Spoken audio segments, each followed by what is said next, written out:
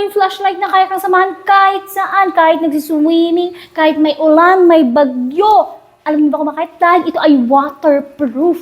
Ano lang kung hindi pa makita ang nakasulat na diving headlight. Nakadesenyo talaga ito guys sa pang malalim na tubig.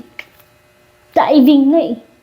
Arr. Tingnan niyo naman guys ang pagkakagawa sa kanya. Selyadong-selyado at kahit gatiting na tubig, hindi ito papasukan.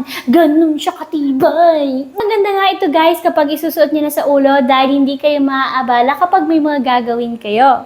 Kung ayaw mo naman ilagay sa ulo at gusto mo lang siyang maging regular flashlight, guys, huwag kayong mag-alala dahil detachable naman siya. Pwede mo siyang gamitin ng ganito lang. At ganito na nga siya kalakas kapag madilim na at medyo malawak rin ang nasasakop niya at medyo long range din siya. Sa description, ang battery nito ay kayang tumagal up to 3 hours in strong light. Grabe! Kung ako sa inyo, mag-order na rin kayo nito.